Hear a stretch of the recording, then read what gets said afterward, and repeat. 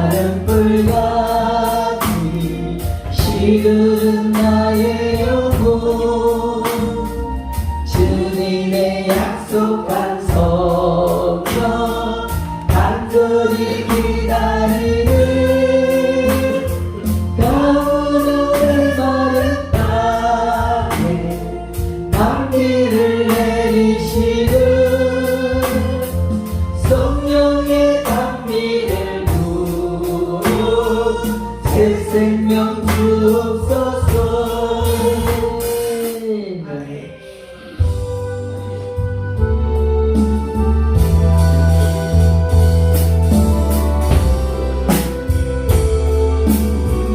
두 손 드시고 성령 하나님 나를 만지소서.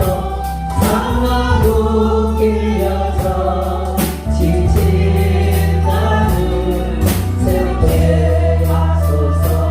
성령의 바람 시들은 내 영 살리소서. 성령 하나님 이 땅 고치소서. 지하에 오는 성 헤매던 우리 내어주소서. 성령의 불로 세상 헛된 맘 대주소. 임하소서.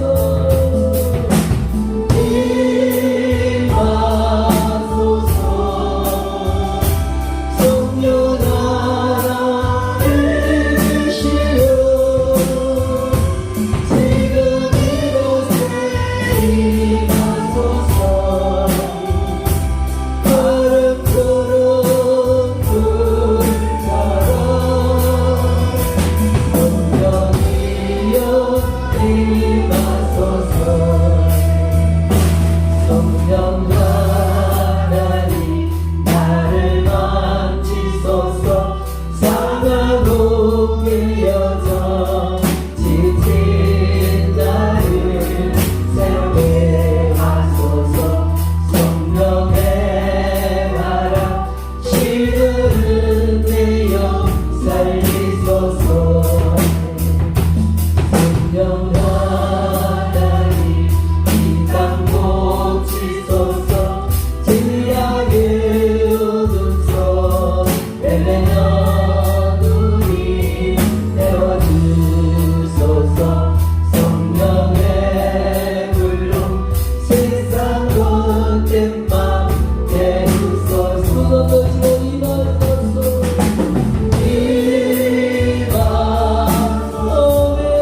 성령님 성령 주시오. 지금 이곳에 임하소서. 바람처럼 불처럼 성령이여 임하소서.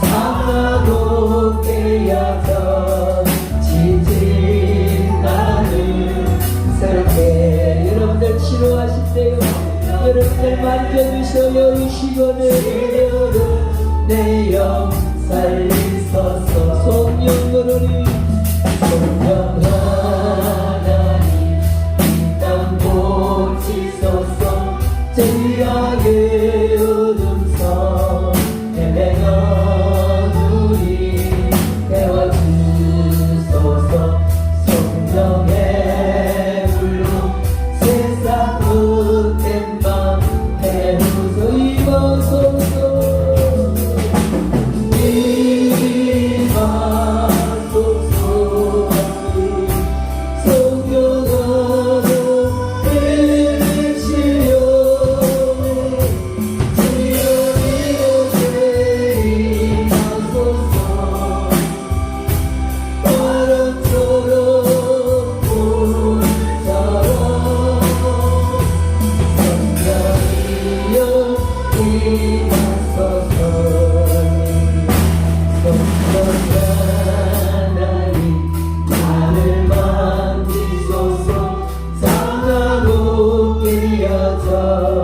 지친 나를 새롭게 하소서 성령의 나라 시은 내 영 살리소서 성령을 성령 하나님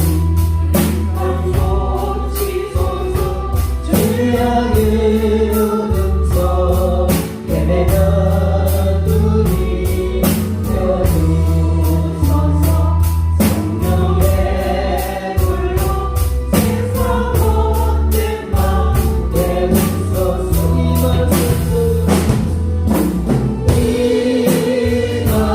임하소서 성령 하나님이시여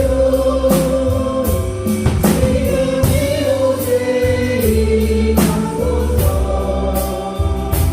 바람처럼 불자로 성령이여 임하소서 아멘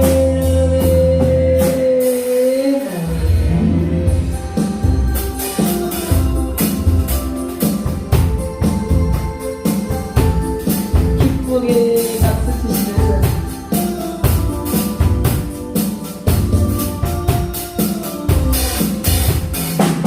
성령의 바람이 불어 사랑의 기쁨이 있고 성령의 바람이 불어 너의 찬송이 온 세상 모두가 성령의 바람 타고 온 세상 모두가 성령의 바람으로 가르치 성령의 바람이 불어 얼굴에 기쁨이 가득하지 성령의 바람이 불어 기쁨의 샘물 넘치 성령의 바람이 불어 사랑을 모르는 내가 성령의 바람이 불어 사랑을 하게 됐어요 온 세상 모두가 성령의 바람 타고 온 세상 모두가 성령의 바람으로 가르치 성령의 바람이 불어 은혜를 모르는 내가 성령의 바람이 불어 구원의 감격이 있어요 구원의 감격이 성령의 바람이 불어 온유와 절제가 있고 성령의 바람이 불어 자비와 축성이 있네 온 세상 모두가 성령의 바람 타고 온 세상 모두가 성령의 바람으로 가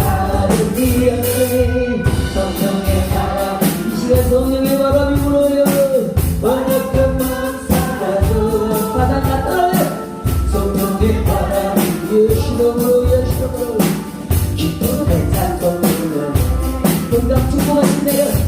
이 시간 치유하신대요. 예수로 사랑과 기쁨이 부활이 성령의 바람이 불어 너의 인생 가슴이 꺾고 나가니다. 모든 것 성령의 바람 잡고 온 세상 모든 것 성령의 바람으로 가는 길 성령의 바람이 불어 얼굴에 기쁨이 나르리 성령의 바람이 불어 기쁨의 생명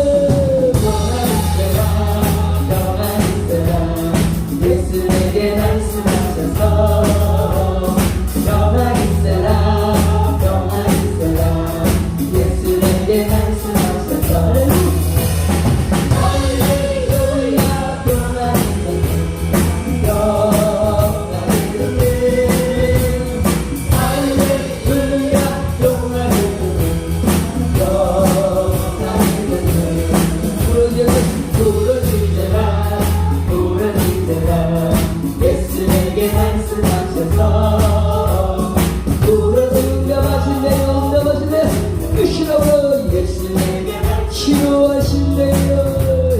할렐루야 응답하네 응답하네 할렐루야 할렐루야 응답하네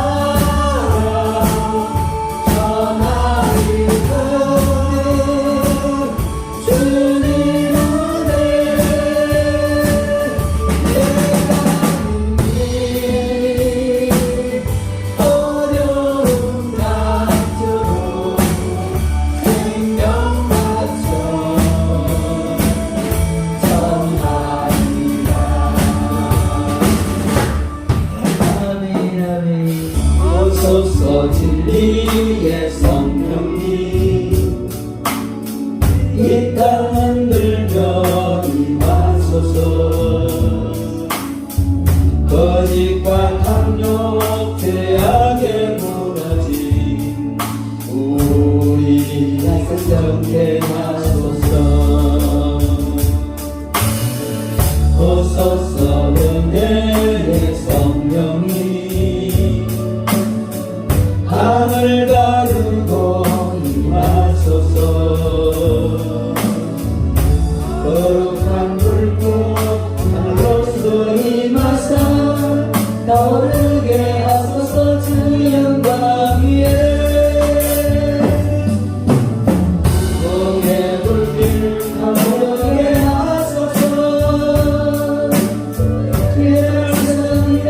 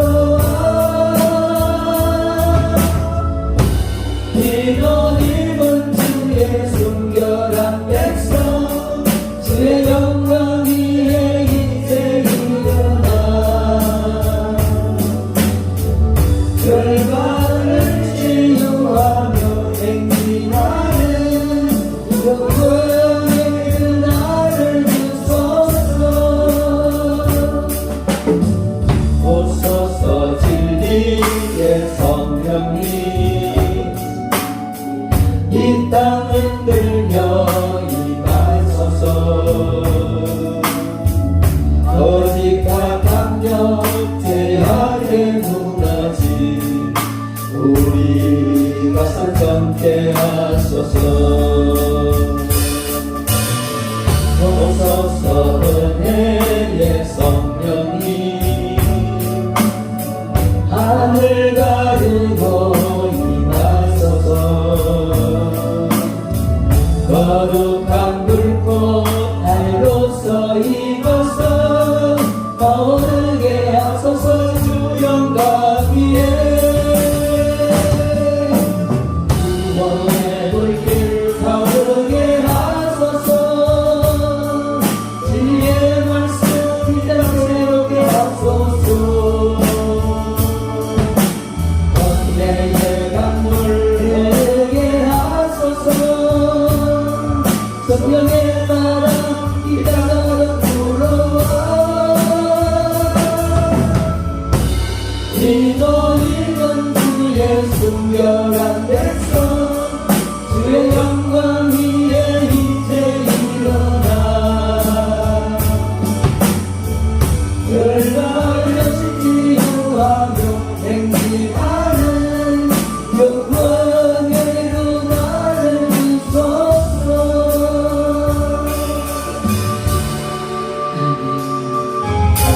같이 걸어간 빛도 성령과 빛함이라. 정결한 성령함으로 지혜로서 되겠네. 주님 주시는 참된 평화가 내 맘속에 넘치네. 주의 말씀에 극세 풍랑도 잠잠하게 되도다. 생존 소생되고 성령님 하심이라. 모든 슬픔 사라져 주의 평강 넘치네. 주님 주시는 참된 평화가 내 맘속에 넘치네. 주의 말씀에 극세 풍랑도 잠잠하게 되도다. 하늘에서 감비 내리고 햇빛 찬란한 같이 우리 맘에 성령님 마음이 주님 보내시리라. 주님 주시는 참된 평화가 내 맘속에 넘치네. 주의 말씀에 극세 풍랑도 잠잠하게 되도다. 생명지에 목적을 넣어서 다른 방향 여신이 오래 열매 물어 익어서 출수를 기다리게. 주시는 참된 평화가 내 맘속에 넘치네. 주의 말씀에 극세 풍랑도 잠잠하게 되도다. 얼마우신 주의 은혜로 노래를 부르겠네. 평화로운 안식처에서 영원토록 쉬겠네. 주님 주시는 참된 평화가 내 맘속에 넘치네. 주의 말씀에 극세 풍랑도 잠잠하게 되도다. 고마우신 주의 은혜로 영원히 되겠네. 영화로운 안식처에서 영원토록 쉬겠네. 주님 주시는 참된 평화가 내 맘속에 넘치네. 주의 말씀에 극세 풍랑도 잠잠하게 되도다.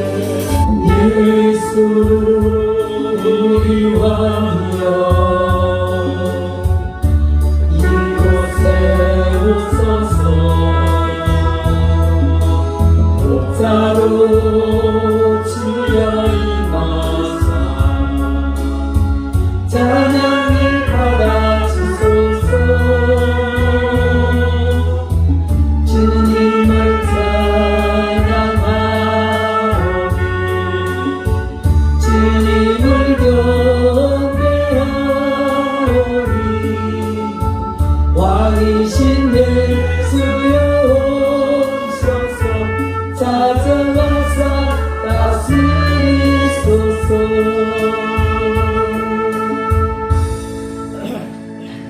사실상 우리가 성탄절이 12월 25일이다 하는데 성탄절이 정확하게 12월 25일이라고 알 수가 없어요.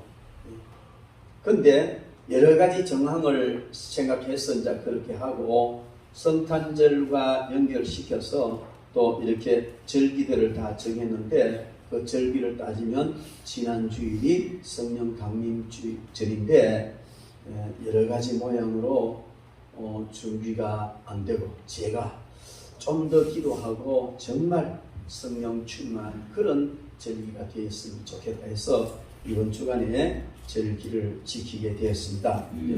근데 우리가 예수님께서 성천하시면서 우리를 도울 다른 보혜사를 보내신다 그렇게 약속을 하셨어요. 그리고 그 약속하신 대로 이 땅에 오신 우리를 돕는 보혜사가 바로 성령님이십니다. 아버지 하나님께서 우리에게 보내주신 분이 두 분이 있어요. 그 두 분이 누구냐면 첫 번째는 아들 하나님이신 예수님이시고 두 번째는 성령 하나님을 보내주셨습니다. 근데 아들 하나님을 왜 보내셨느냐 하면은 모든 사람이 죄를 지어서 그 죄 때문에 영원히 지옥 형벌을 당할 수밖에 없다는 사실을 하나님이 아시거든요. 그리고 하나님은 사랑이시기 때문에 모든 사람을 전부 천국으로 인도하시기를 원하십니다. 그런데 죄를 가진 상태에서는 절대 천국에 들어갈 수가 없어요. 왜? 죄를 가지고 천국에 들어가면 천국도 지옥 되어버리기 때문에 하나님은 죄 있는 자를 절대로 천국에 들여보내지 않습니다. 그런데 모든 사람이 죄를 범하였고 의인은 없나니 하나도 없다는 거예요. 그래 하나님께서 세상을 살펴보시면서 의인이 있나 살펴보시니까 모두 다 치우쳤고 부패하였는데 심히 부패했다. 그런데 하나님은 이 죄에 빠진 모든 사람들을 다 지옥에 보낼 수는 없는 거예요. 그래서 하나님께서 죄 없으신 하나님의 아들 독생자 예수님을 이 땅에 보내신 겁니다. 왜 보내셨느냐 하면은 우리 모든 세상 사람들의 죄에 보증이 돼서 대신 죄를 갚으라고 보내셨어요. 그렇게 예수님 오신 날이 성탄절입니다. 예수님은 오셔서 죄를 짓지도 않으실 뿐만 아니고 아담에게부터 내려오는 그 원죄의 영향도 받지 않고 완전히 거룩하신 분이신데 스스로의 죄는 전혀 없으시면서도 우리 모든 사람의 죄를 대신 짊어지고 인간이 만들어낸 사형틀 중에 처절하게 처참하게 고통스럽게 처형하는 로마 시대의 사형틀인 십자가에 달려 돌아가셨습니다. 그리고 우리의 모든 죄를 하나님께 대신 갚으신 겁니다. 이렇게 하시고 주님이 그 모든 이루시고 가시는데 이제 십자가 지시기 바로 전날 저녁에 주님께서 사랑하는 제자들에게 오늘 이 말씀을 하신 거예요. 그게 뭐냐면 내가 가는 것이 너희의 유익이다. 내가 가면 다른 보혜사를 너희에게 보내줄 것이다. 이 보혜사라는 말은 우리를 보호하시고 우리의 상담자가 되고 우리를 지켜주시는 이런 분이다. 우리를 변호해 주시는 분이다. 하나님 앞에서 우리의 죄를 변호해주고 이런 분이 바로 보혜사인데 그 보혜사를 보내줄 것이다 약속하셨습니다. 그리고 약속하신 대로 오순절날에 성령님을 보내주셨는데 바로 성령님은 하나님께서 우리에게 보내주신 너무나 귀한 두 번째 선물이기도 하고 두 번째 분입니다. 그래서 이 성령님은 오셔서 우리 속에 거하시고 우리와 함께 거하시며 예수님께서 이루어 놓으신 그 모든 구속사역을 만민에게 효과 있게 적용시키는 사역을 성령님이 하시는 겁니다. 예수님이 구속사역을 이루어 놓으셨어도 믿지 않으면 아무도 천국 갈 수 없는 거예요. 그래서 예수님이 우리의 죄를 다 대신 짊어지고 가시고 다 용서해 하나님 용서해 주셨는데, 하나님은 이 일을 이루어 놓으시고 난 뒤에 딱 한 가지 우리에게 요구하시는 것이 있습니다. 그것이 뭐냐면 예수님을 믿으라. 그러면 내가 용서해 준다. 예수님을 믿지 않으면 내가 용서할 수가 없다. 그럼 우리는 착하게 살아서 선하게 살아서 천국 가는 것이 아니고 예수님을 믿어서 우리의 죄를 심판주가 되시는 하나님께서 다 용서해 주시고 용서를 받음으로 죄 없는 사람이 되어서 천국에 가는 겁니다. 부뚜막에 소금도 집어넣어야 짜다. 소금이 아무리 많이 있어도 국솥에 집어넣자는 맹물이다. 그래, 하나님께서 예수님 통해서 이루어놓은 이 구속이 엄청난 효력 있고 능력 있고 정말 너무나 귀한 것인데, 이것을 주님이 말씀하신 대로 믿어야 된다는 겁니다. 믿어야 그 효력이 우리에게 나타나지, 믿지 않으면 우리에게 효력이 나타나지 않는다는 겁니다. 그래서 그 믿도록 하기 위해서 다 이루어놓으신 주님의 구속의 이 엄청난 진리와 복을 우리가 믿고 우리의 것으로 누리도록 하시기 위해서 또 보내주신 분이 누구다? 성령님이다. 예수님은 세상에 계시면서 몸을 입고 오셨기 때문에 한 지역에 머물 수밖에 없습니다. 물리적인 어떤 제한을 받을 수밖에 없다. 그러나 하나님의 영이신 성령님은 시공간을 초월해서 어디든지 계시고 누구 속에든지 들어가 계시며 하나님 신이 모든 것을 하실 수 있고 언제든지 우리와 함께 할 수 있으며 세계 만민과 1대1로 항상 그 사람 속에 계시면서 그를 이끌어 주실 수 있는 분이 성령님인데, 바로 하나님은 그 성령님을 우리에게 보내주셨습니다. 그렇게 보내주신 성령님 오신 날이 바로 뭐냐면은 오순절입니다. 성령 강림절입니다.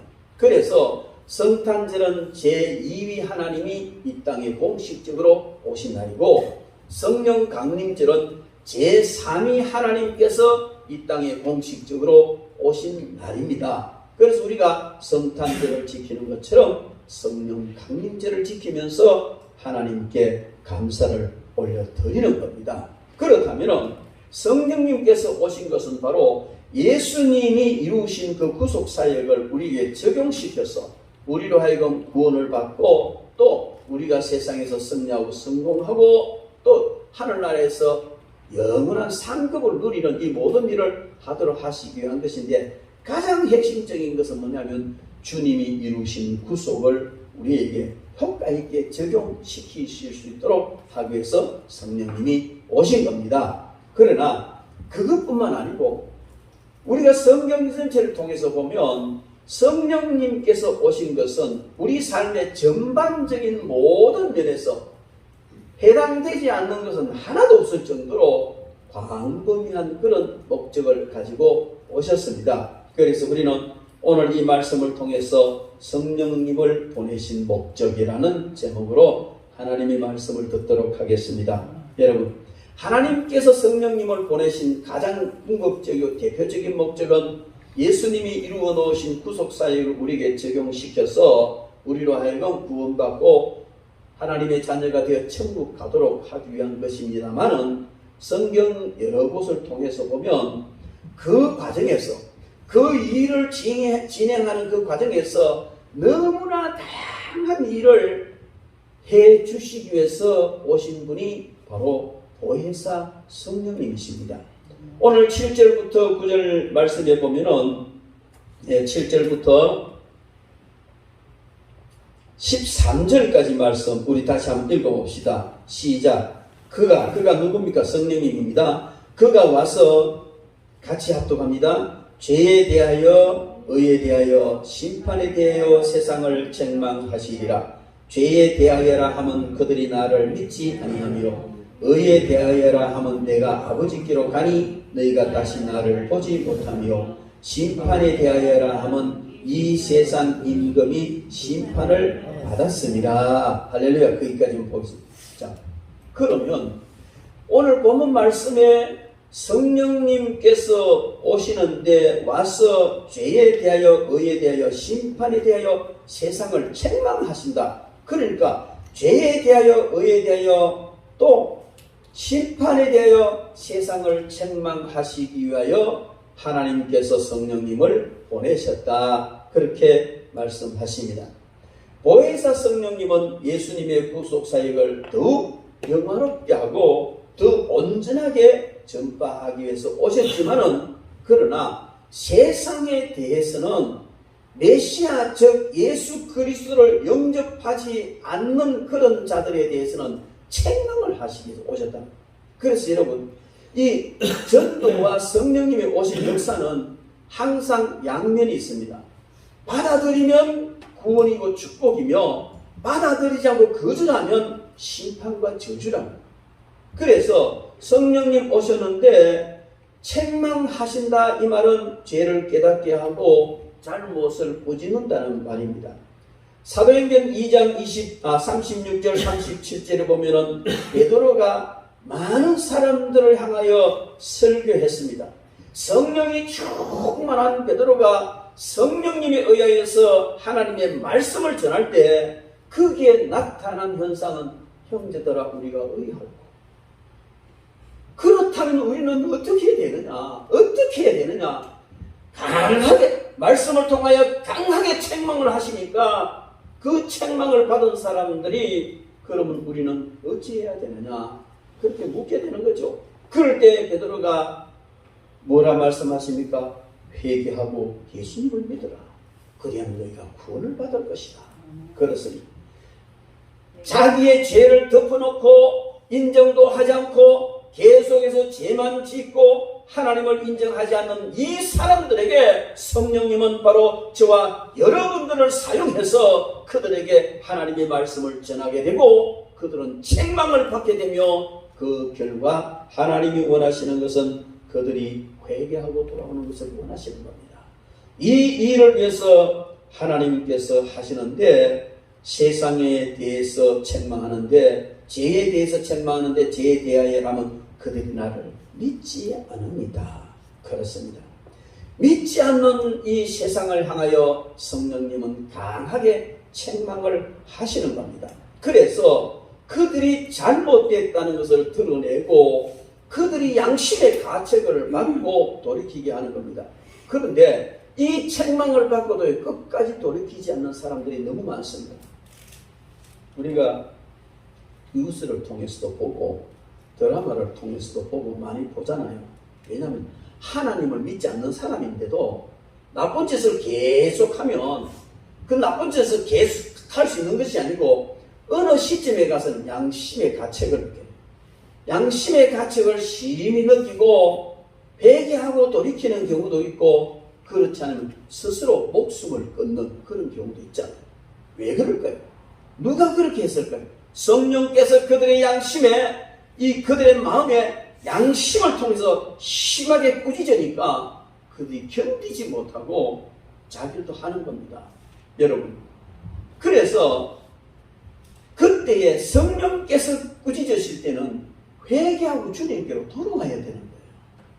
죽으면 바로 지옥이라는 겁니다. 자살을 하면은 뿐만 아니고 성령께서 의에 대하여라 하면 내가 아버지께로 가니 내가 다시 나를 보지 못하며, 의에 대하여서 말씀하시는 것은 예수님께서 십자가에 달려 죽어 장사 지낸 바 되었다가 다시 부활해서 성천하여 하나님 아버지께로 가신 것은 바로 모든 의를 다 이루었다는 것을 우리에게 증명하시는데 성령님이 오셔서 그것을 증명해 주신다 그 말입니다. 그리고 심판에 대하여 하면 이 세상 임금이 심판을 받았습니다.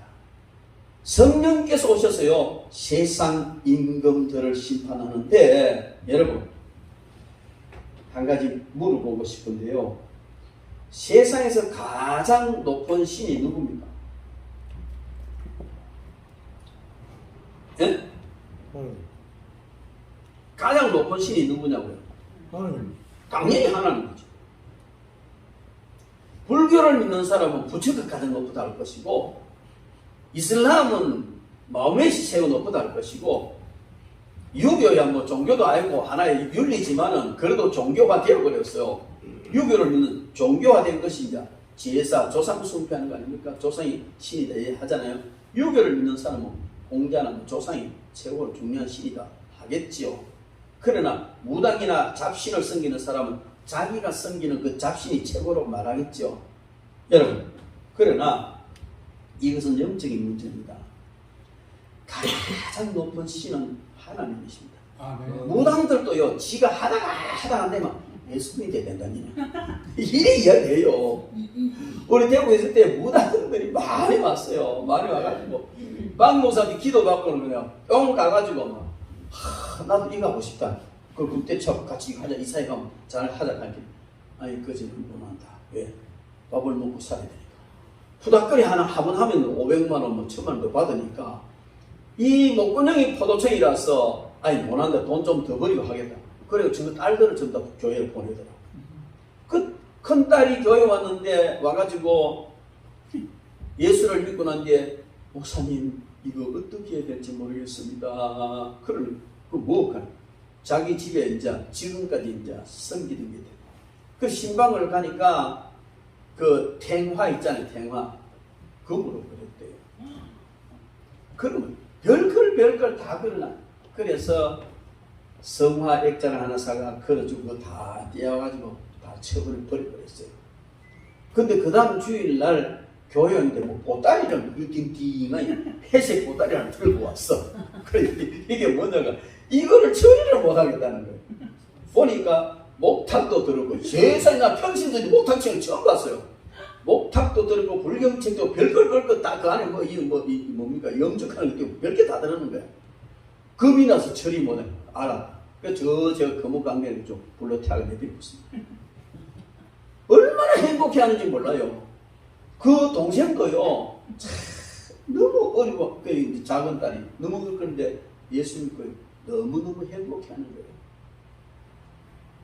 여러분, 제가 무슨 얘기를 하느냐면, 석가가 세상에 와서 하나님이 우리 아버지다 소리 안 했어요. 못했어요. 마호메시 세상에 와가지고 하나님이 우리 아버지에서 못했어요. 안 했어요. 할 수 없어요. 공자 하나님이 우리 아버지다 못했습니다. 예수님은 세상에 오셔서 하나님이 나 아버지다. 마지막으로 아버지 하나님. 늘 아버지는 나와 함께 하시고 내가 아버지 안에 있고 아버지가 내 안에 있다.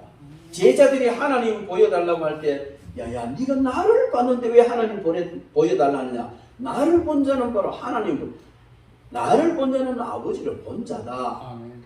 예수님 세상 계시면서 항상 하나님을 아버지라고 말해요. 그렇다면 여러분 폐일은하고 세상에서 가장 큰 신은 하나님이십니다. 아멘. 그 다음에 석가, 공자, 마호메트 등등 이런 사람들은 인간이면서 지가 신이다 이래가지고 사람이 신격화된 자들이 그 아래 부류에 있어요. 하나님이 제일 큰 신이고 그 밑에 인간이 신으로 추앙받는 사람. 뭐 석가뿐이겠어요. 보면 그리스 신화 보면 신들이 많잖아요. 다 그 아래 있고 그 밑에 뭐 잡신, 무당, 정제 등이 잡신 섬기는 제일 핫발이라는 글이 있는데 여러분 하나님께서 오늘 11절 말씀에 심판에 대하여라 하면 이 세상 임금이 심판을 받았다. 이 세상 임금이라는 것은요 세상 임금들 뒤에 숨어서 신노릇하는 모든 악한 영들을 하나님이 심판하셨다는 거예요. 그래서 성령님이 오신 이유는 모든 세상 신들을 심판하시기 위해서 오셨어요. 마지막 때, 이 지구 종말 때 보면요 모든 악의 영들과 악한 신을 섬기는 전부 무적에 다 갖다 집어넣어버립니다. 그런데 오늘 이 세상에서도요 종종 이런 세상 임금들, 세상 임금을 앞에 내세워서 그 임금 노릇하던 악한 영들을 성령께서 심판하시는 거예요. 왜 제가 이런 말씀을 드리냐면요 가끔 그런 얘기 하잖아요. 무당들 막 그냥 무당하는데 신실하게 예수님을 믿는 사람이 서가 있으면 그 신이 안 내린다. 못 내리지. 하나님을 품고서 딱 서가 있는데 잡신이 어떻게 감히 그게.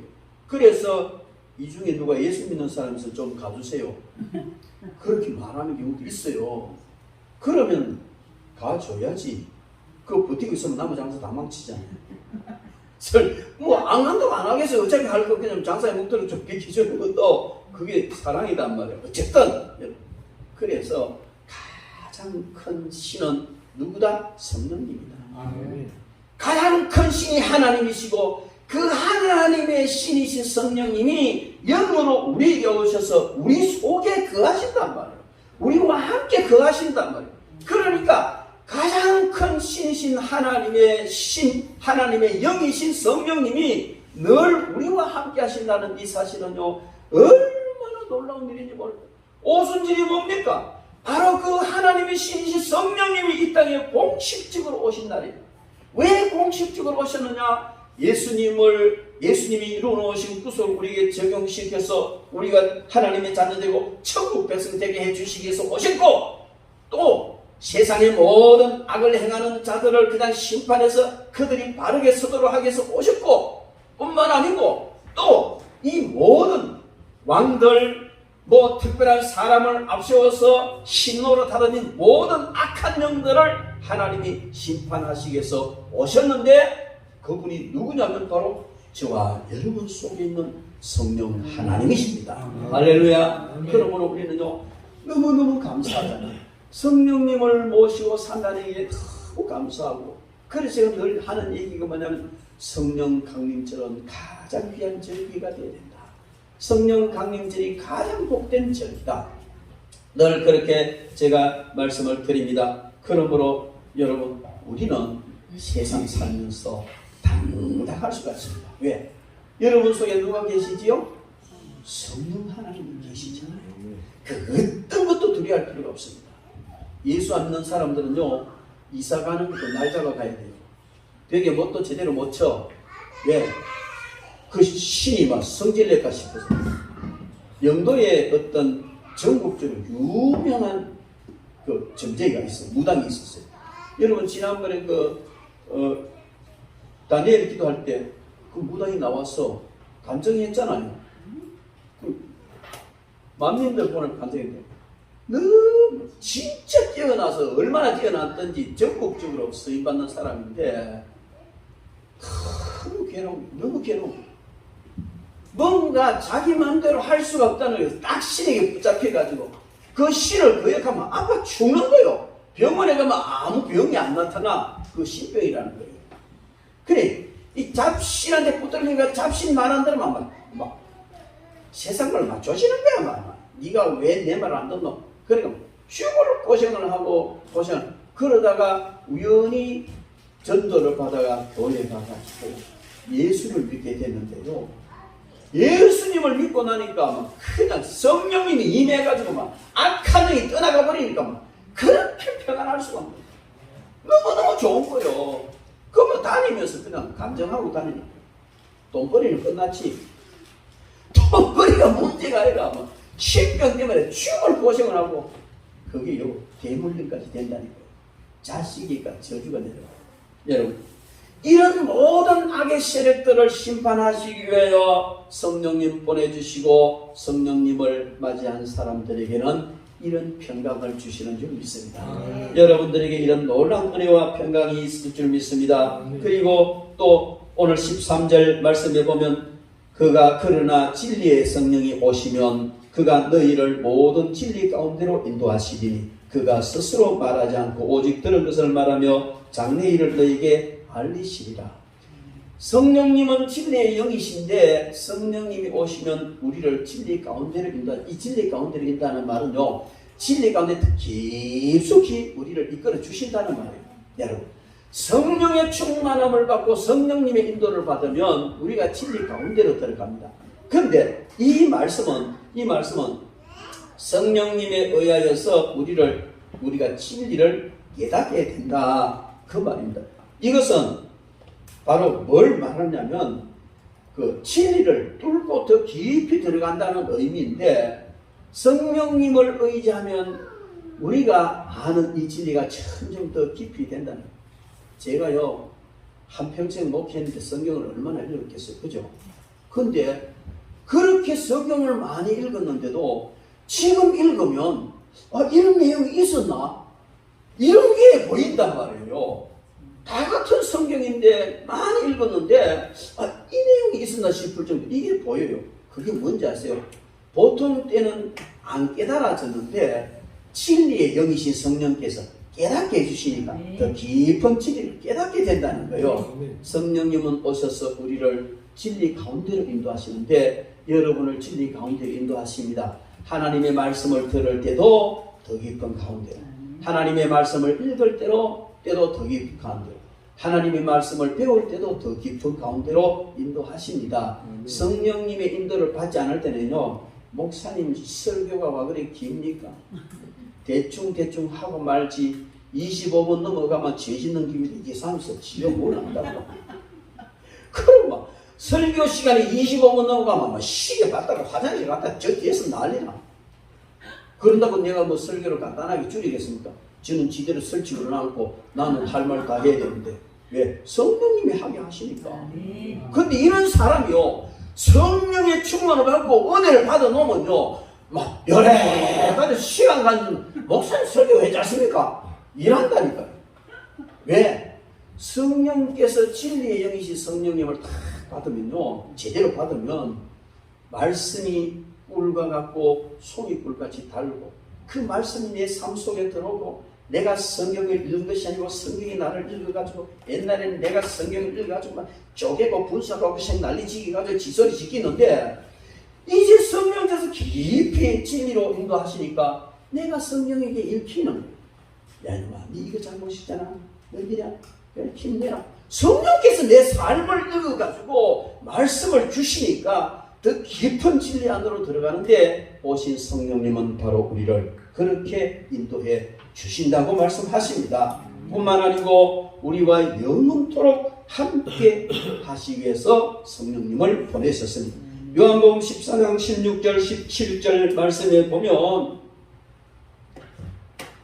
내가 아버지께 구하겠으니 그가 또 다른 보혜사를 너희에게 주사 영원토록 너희와 함께 있게 하리니 그는 진리의 영이라 세상은 능히 그를 받지 아니하나니 이는 그를 보지도 못하고 알지도 못함이라. 그러나 너희는 그를 아나니 그는 너희와 함께 거하시며 너희 속에 계시겠어요.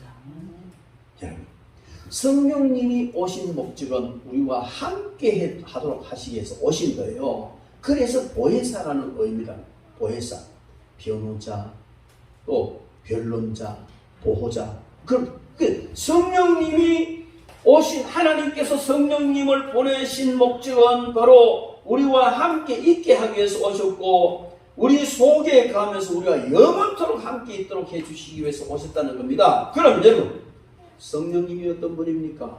하나님이십니다. 하나님의 영이시잖아요.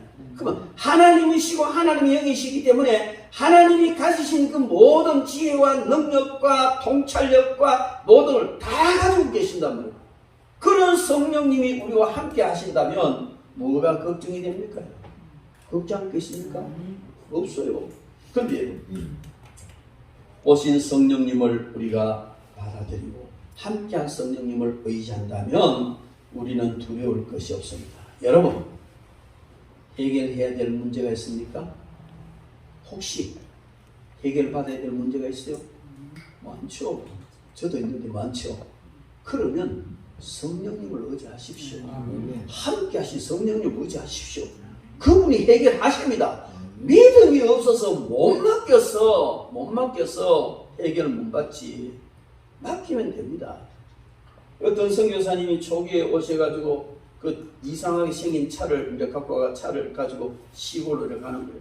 시골로 가는데 어떤 할머니가 보따리를 입고 이제 가는 게 너무 애처로 보여서 할머니 차를 타십시오. 그래 어디까지 가십니까? 이제 가는 태워주는 거예요.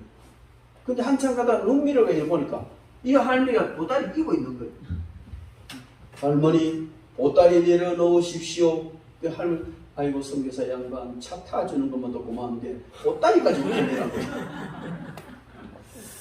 차 타주는 것도 고마워 죽겠는데 어떻게 보따리까지 내는 여러분, 성령, 여러분들은 성령님을 의지하고 성령님 여러분 안에 계십니다. 아멘. 성령께서 여러분의 모든 문제를 해결해 주시기 위하여 오셨고 하나님이 그걸 위해서 보내셨어요. 뭐 그따다 양심 찾고 뭐 찾고 뭐 내 생활이 좀 옳지 못해가지고 또 뭐 내가 믿음 생활 제대로 못해 갈 필요 없어요. 사랑해 주님께 맡겨버리세요. 그런 어떤 찜찜한 말이, 찜찜한 생각이 들면 기도도 하시고 회개해버리면 되고 맡겨버리라고요. 이미 여러분은 성령님 안에 들어왔단 말이에요. 그것은 뭐 보따리 입고 있다고 뭐 달라질 게 있어요? 안에서? 없어요. 내려놓으면 돼요. 맡기세요. 그걸 위해서 성령님 보내신 줄 믿습니다. 그리고 성공하고 싶습니까? 성령님 의지하십시오. 성령님 의지하십시오. 사람의 방법으로 아무리 몸부림치고 애써도요 힘듭니다. 성령님 의지하면요 승리하고 성공합니다. 제가 대구 때 신방을 가는데 가방 들고 신방을 가는데 이 이제 경사도가 한 뭐 5도도 안 돼. 약간 오르막인데 어떤 아줌씨가 막 폐지를 주고 니아까지 이빨 시려가 올라가는데 아줌이는 끌고 올라가고 니아까는 뒤로 당기고 아줌이는 앞으로 당기고 막 겨우 빼자고 이제 가는 거예요. 얼마나 힘들어 보이는지 가방을 내 면선에 쥐고 또 손대가 성밀해졌어요. 여러분 힘의 균형이요 팽팽하게 이래 맞섰을 때는 약간만 힘을 줘버려도 가잖아요. 그걸 슬쩍 손대가지고 성밀해져 잘 가는 거예요. 그래 오르막 다 올라가가지고 이제 손 놓고 가니까 그때는 갑자기 잘 갔거든. 보니까 내가 밀어줬다고 아이고 고맙습니다. 나 힘 별로 안 들었어요. 슬쩍 손 조금만 손대줬는데 갔단 말이에요. 뭘 얘기하느냐면요.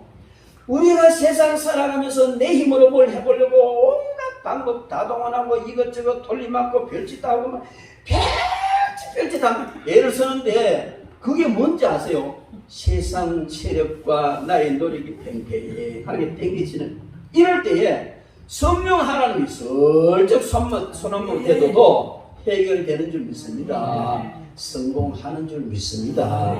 성령 하나님은 우리와 영원토록 함께하기 위해서 오셨는데 그냥 멍청하게 우리가 같이 있으러 오신 거예요? 아니에요. 우리를 도와주시고 우리 문제를 해결해 주시고 우리를 성공자 만들어 주시기 위해서 함께 하십니다. 그 성령님께 의탁하시기 바랍니다.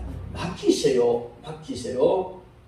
여러분 그리고 성령님은요 모든 것을 가르치시고 예수님께서 말씀하신 것을 생각나게 하신다. 요한복음 14장 26절에 보혜사 곧 아버지께서 내 이름으로 보내실 성령 그가 너에게 모든 것을 가르치고 내가 너에게 말한 모든 것을 생각나게 하리라. 이렇게 말씀하셨어요. 그 성령님이 오신 것은 우리를 가르쳐 주시고 예수님 말씀 생각나게 하기 위해서 오셨어요. 여러분들은 마태복음, 마가복음, 누가복음, 요한복음 4복음을 읽을 때에 그 사복음이 뭐예요?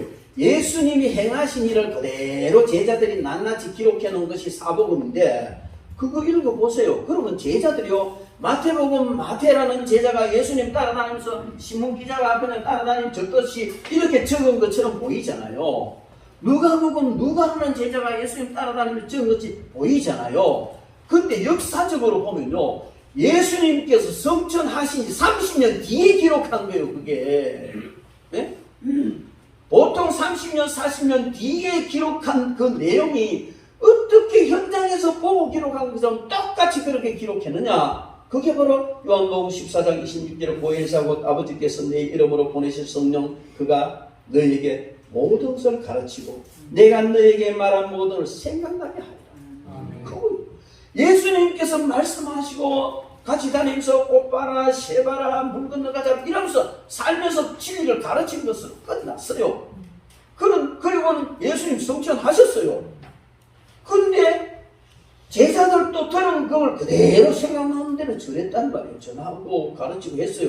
그런데 제자들이 한 사람씩 두 사람씩 순교하고 또 죽게 되고 세상이 악해지고 더 많은 사람들이 또 전해되고 이러다 보니까 성경을 기록해야 된다는 필요가 있어서 제자들이 성경을 기록했다는 거예요. 언제? 30년 뒤에.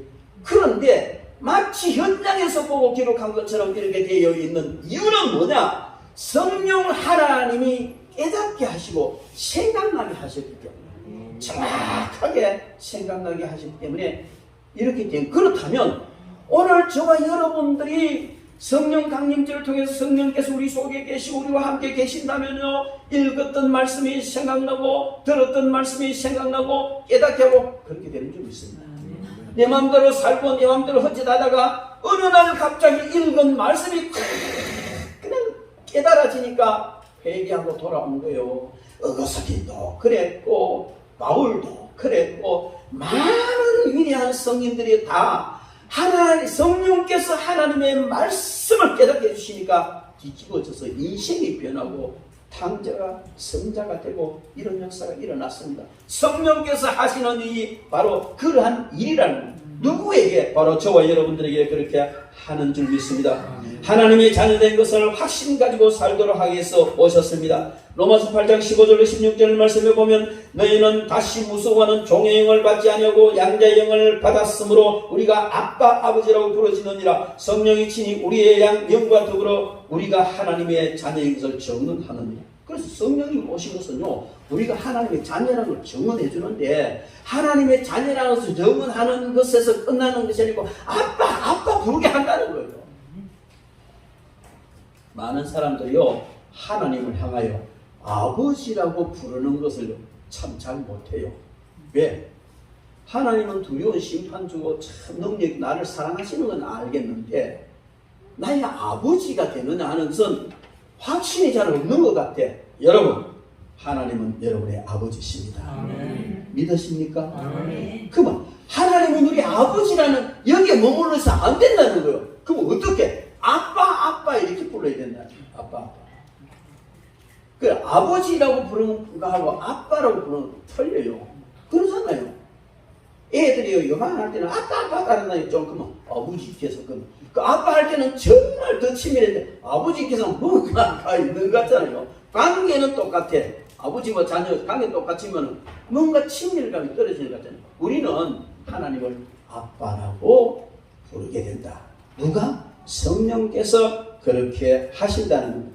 그리고 정인의 삶을 살게 합니다. 성령님 오신 이유 중에 가장 중요한 이유가 바로 정인의 삶을 살게 합니다. 사도행전 2장 16절 18절 말씀에 보면 이는 곧 선지자 요엘을 통하여 말씀하신 것이니 일렀을 때 하나님이 말씀하시기를 말세에 내가 내 영을 모든 육체에 부어주리니 너희의 자녀들은 예언할 것이요 너희 젊은이는 환상을 보고 너희의 늙은이는 꿈을 꾸리라. 그때 내가 내 영을 남종과 여종들에게 부어주리니 그들이 예언할 것이요. 또 계속해서 보면 19절부터 20절 말씀에 하나님께서 심판을 행하실 텐데 21절 말씀에 누구든지 주의 이름을 부르는 자는 구원을 얻으리라. 성령님을 의지하여 예수님의 이름을 부르고 믿으면 구원을 받는다. 그래서 성령님 오신 것은 바로 우리로 하여금 구원받게 하시기 위함이고 또 우리가 나가서 전함으로 구원의 역사가 일어나게 하기 위함이다. 사도행전 1장 8절에 오직 성령이 너희에게 임하시면 너희가 권능을 받고 예루살렘과 온 유대와 사마리아와 땅끝까지 이르러 내 증인이 되리라 하시니라. 성령님이 임하면 우리가 권능을 받게 되는 거예요. 그리고 난 뒤에는 정인의 삶을 살게 되는 겁니다. 제가 전도 세미나 많이 다녔어요. 근데 그 세미나에 가가지고 이게 들어보면 요리하면 부엌 예쁘나 전도 됐구나 와서 해보면 안 돼. 이게 한두 분이 아니야.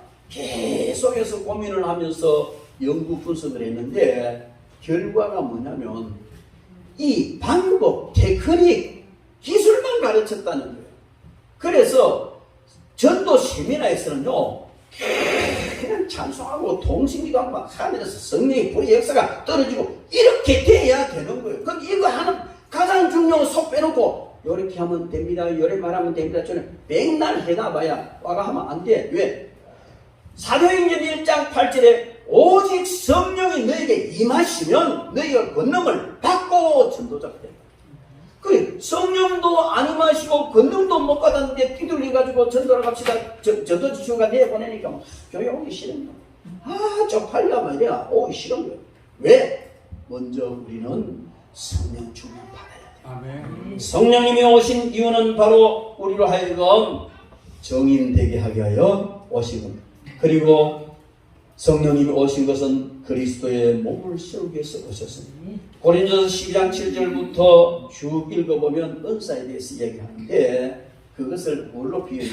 우리 모두가 몸의 지체라는 겁니다. 지체 간에 서로 다툼이 없다는 것이죠. 그런데 결과는 이거 은사를 말하는데 은사를 주신 궁극적인 목적은 주님의 몸을 세우기 위함이다. 성령께서 오셔서 성령의 세례를 받은 은사를 주시는데 은사 받은 목적이 뭐냐면 주님의 몸된 교회를 세우기 위해서 오신 거예요. 그래서 성령 강림제를 통해서 교회가 세워졌습니다. 초대교회 예루살렘 교회는요 성령 강림과 함께 세워졌고 이 예루살렘 교회가 모델 교회란 말이에요. 그러면 오고는 모든 시대의 모든 교회들은 모델 교회에 닮아야 돼요. 모델 교회대로 교회가 되어지는데 요새 교회는요 모델 교회가 틀려. 모델 하우스 딱 만들어 놓고 분양할 때는 다르게 싹 분양하면 요거 사기거든요. 초대교회 예루살렘 교회가 모델 교회인데 모든 교회는 예루살렘 교회와 같아야 되는 거예요. 그런데 오늘날은요 교회가 변질이 돼가지고 모델 교회 같지 않는 그런 교회인데 바로 왜?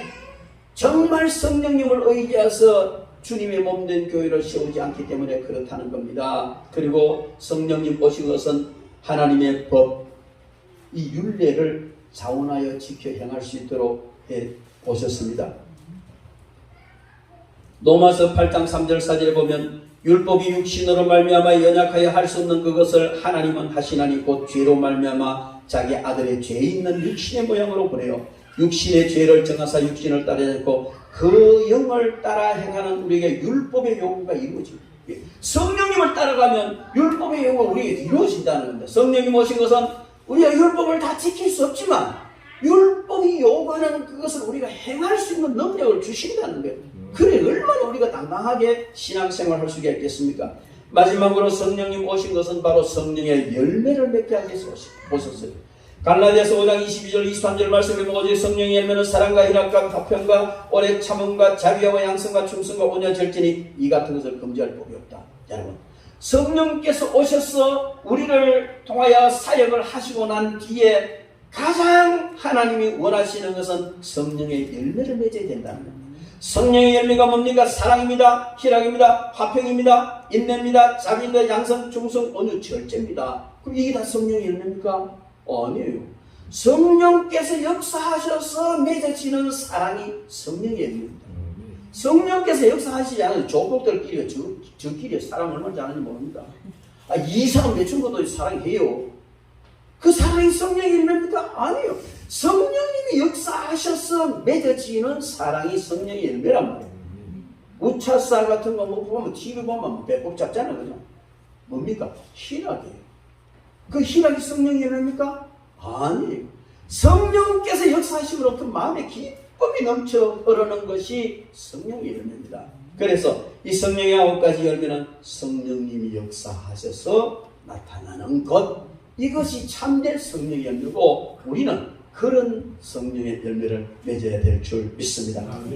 말씀을 정리하겠습니다.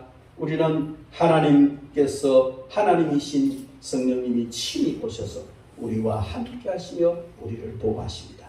우리를 지켜주십니다. 보혜사로 오셨습니다. 오신 성령님 철저히 의지하십시오. 문제를 맡기십시오. 인생을 맡기십시오. 성령님을 의지하십시오. 세상의 모든 뛰어난 그런 사람보다 더 뛰어난 분이 성령님이고 그 어떤 악한 영들도 다 제어하고 제압하시는 분이 성령님이십니다.